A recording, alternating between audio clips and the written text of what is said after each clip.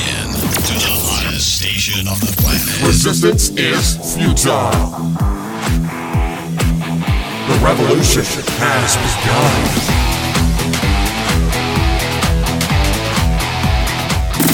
You're listening to Rebelpreneur Radio, helping you break the rules and build the business you need for the life you want. And now, broadcasting his pirate signal from somewhere beyond the status quo, here's your host, best-selling author, marketing and media strategist, Ralph Brogden.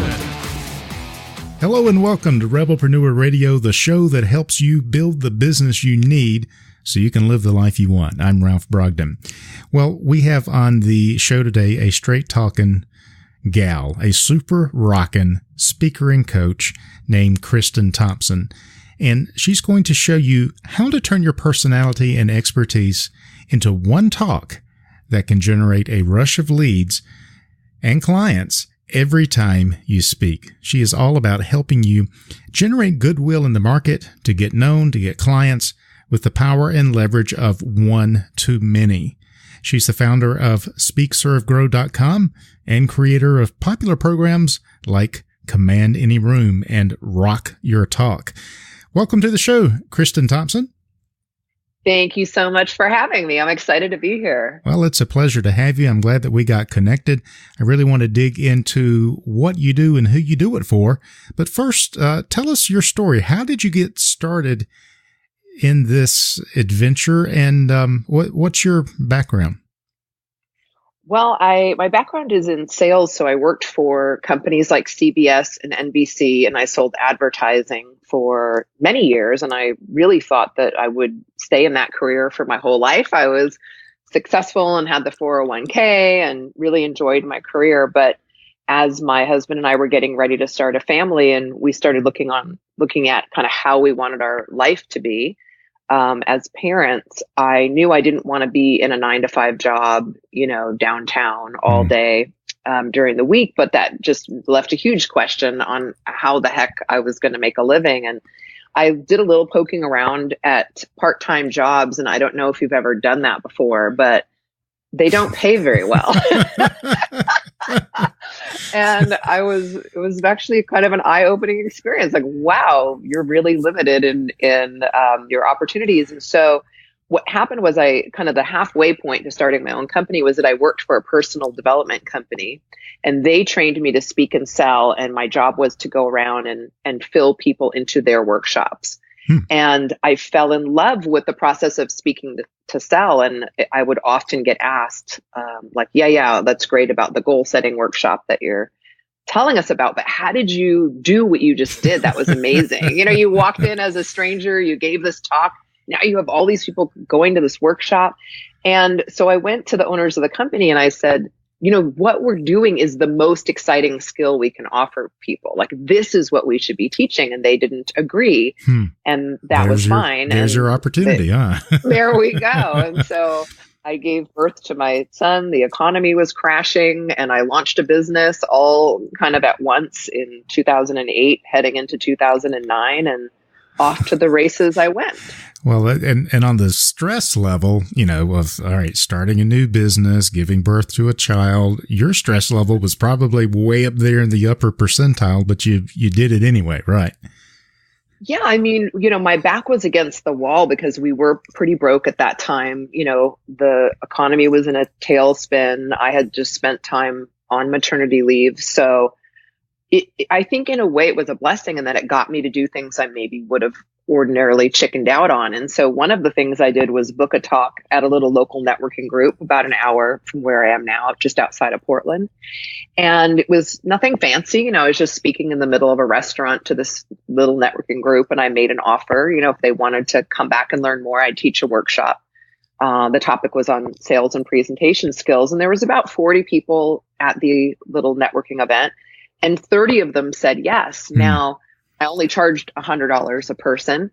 My knees were knocking. I was definitely really nervous. But, when 30 people say yes and you walk in somewhere flat broke and you're leaving with 30 new clients and $3,000 in your pocket, that was the light bulb moment where I thought, holy cow, like I could really turn this into something and have a lot of fun along the way, because you're having a good time when you're giving a talk. You're really able to help a lot of people create a lot of goodwill while you're selling at the same time. Wow, that's a really powerful example of how you start, and you don't necessarily have it all together or know exactly where you're going, but you take action and you put yourself out there.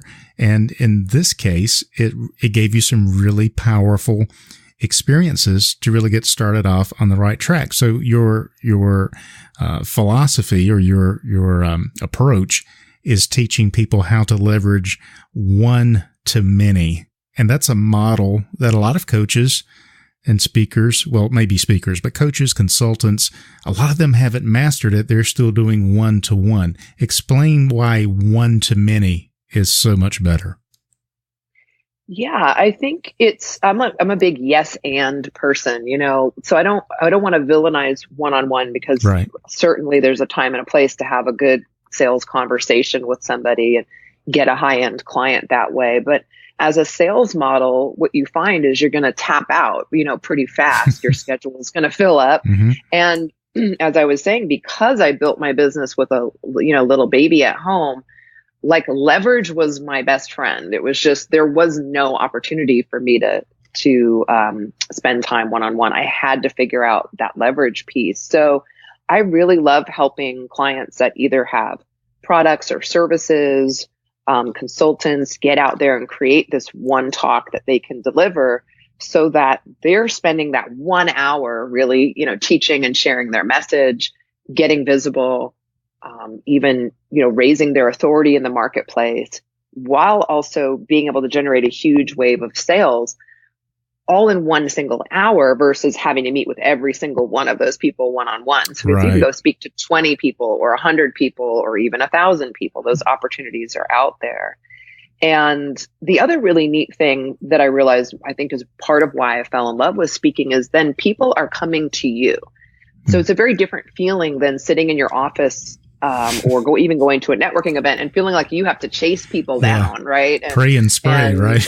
Pray and spray. And we all hate that feeling. I think MLM kind of gets the worst rap, network marketers, where they're calling all of their friends and families. You want to try this tea? You want to try this tea? Or whatever the thing is that they're selling.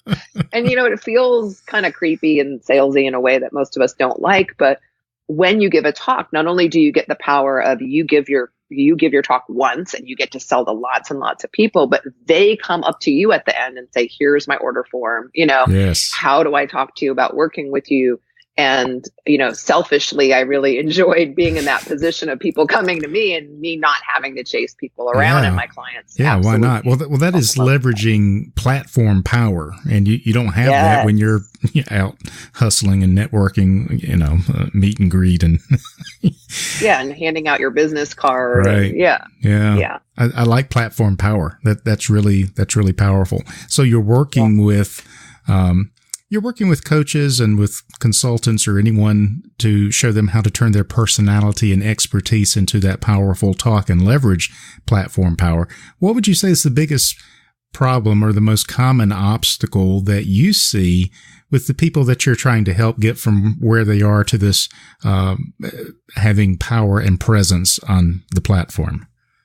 Yeah, it's a good question. And I feel like it kind of falls into two camps, because some people haven't ever given a talk and made an offer before. So if that's you, like if you're listening, then my goal and my challenge for that person is to really get them out there speaking. And much like I did, it's like we want to kind of leap before we feel fully prepared. We want to prepare you and give you a great talk, but we've got to get people out there sharing their message, because that's where you're going to really learn how to connect with groups and really how to feel more comfortable and confident.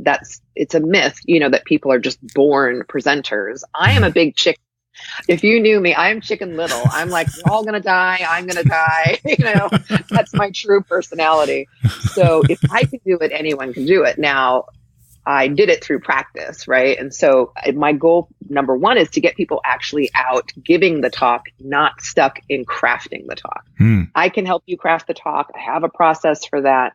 but we don't want you in talk creation mode and message creation mode for the next 6 months. That is not how this goes. So challenge number 1 is getting people to craft the talk and then get out and give that talk as quickly as possible so that you can learn by doing, because that's what's going to get you great results. And when you get that first client or those first 10 clients, that's what's going to motivate you to keep getting better. Right. And then sort of the second group of people I work with are already out speaking, and they have the confidence. And the shift for them is to go from going out to a chamber or a business conference and speaking and not just getting compliments, but, making sure that we're closing clients right there in the room. And that's sort of phase 2, is really helping people with their conversion, so that there's not a lot of follow-up. There's not now a whole bunch of one-on-one meetings after your talk. We're defeating the point and the purpose, That's right? right. Yeah. I've never considered that, but that makes a lot of sense. You go give a talk and I think most people, they don't even give an offer. All right. So that's the first thing. They give a talk, people applaud, they go home, and it was great, but they've got nothing to show. They don't have any business. Or the absolute worst is you have a handful of business cards, and now you've got to follow up with everybody one-on-one. And I mean, is that better than not having those leads? Right. Absolutely. Yeah. Are those leads 100 times warmer than, let's say, an online lead?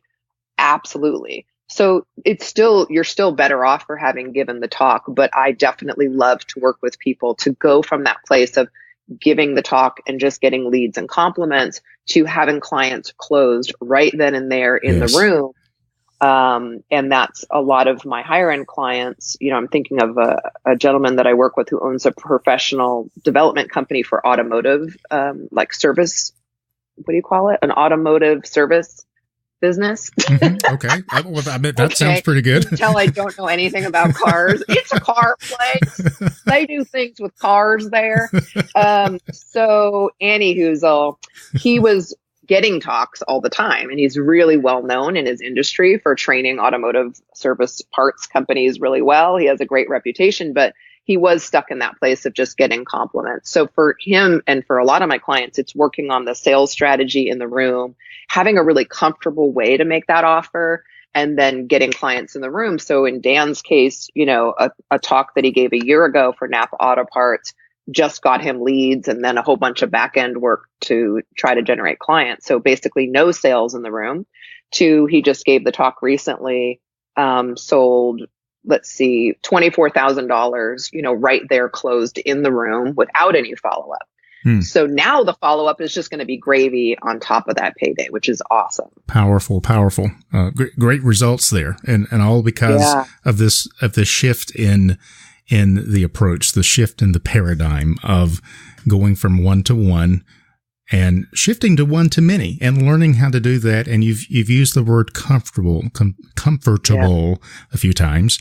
And that is so profound, because I think a lot of people are uncomfortable with the traditional sales approach. And so this is something that is refreshing and different, that you can help them really get comfortable with what they do and the value that they bring to other people.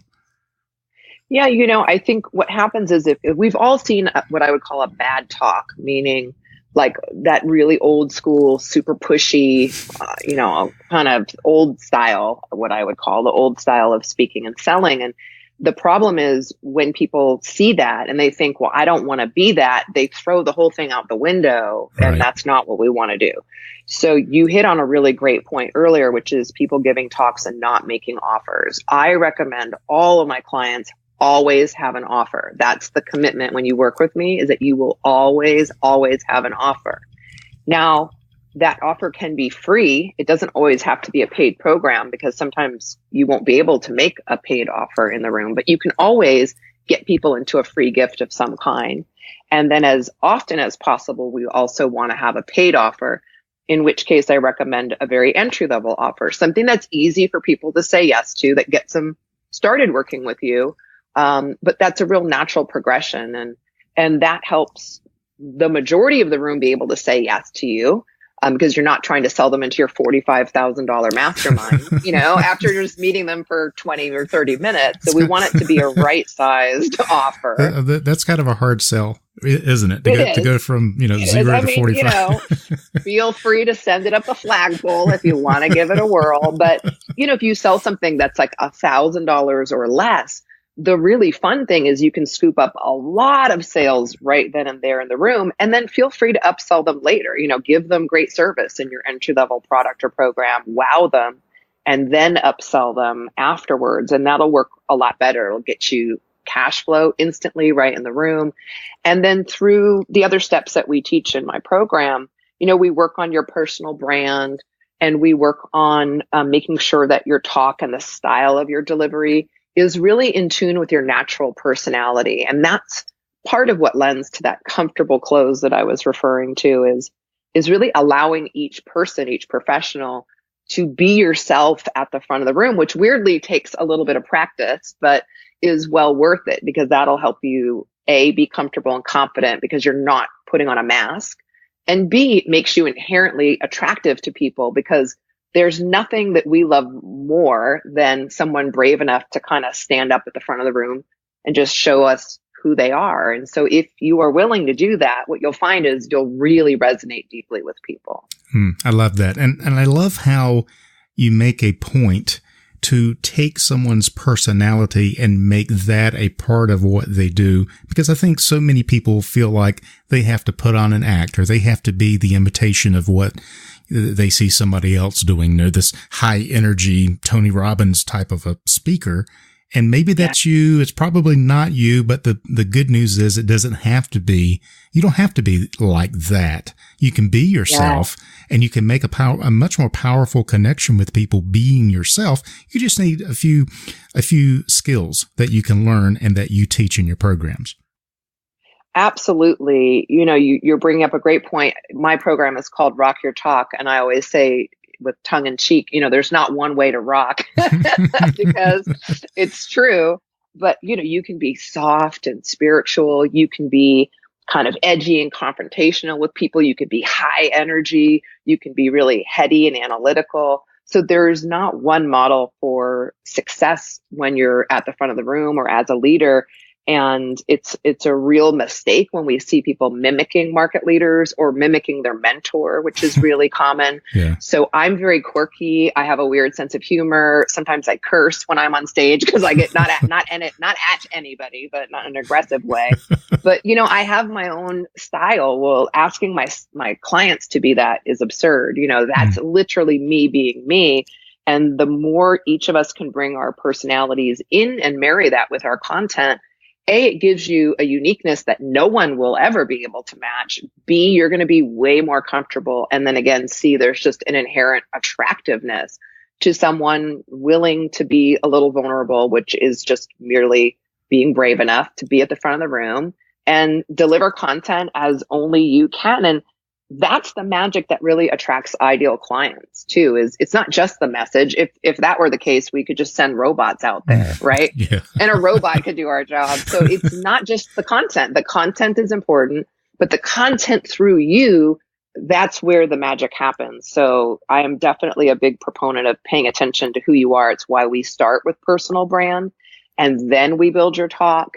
And then we work on closing clients, and we do it in that order very specifically. I love that. And so working with you and through your different programs and things, you've already got the template. You've got it laid out what the path to success is. And then it's just a question of being able to customize what people's personality, their skills, their gifts into something that can be crafted. But you've got a process to take them through. Absolutely. Yeah, a success path. And if people want to kind of check out a little bit about that, if they visit speakingreallyworks.com, there's some free templates that they can check out. And one is on that brand personality piece, which is the first part. And there's also the template, sort of the structure to the talk. And so if they want to kind of dig in and play around with some of that, it's totally free, but they can check that out at Speaking Really Works. And it's a pretty good introduction to what we're talking about. Perfect. SpeakingReallyWorks.com. Well, and I love the expressiveness of your branding and the naming, and everything is great. The names of your programs are great. And so I think you know what you're doing. I try to know what I'm talking about. Don't come to me for accounting advice, though, or fixing your car. Well, these are two topics I'm not a specialist in. But yeah, when it comes to marketing and hooks and creating that great talk, that's what I absolutely love to do for people. Perfect. What are you working on right now, or what's coming up that's got you really excited?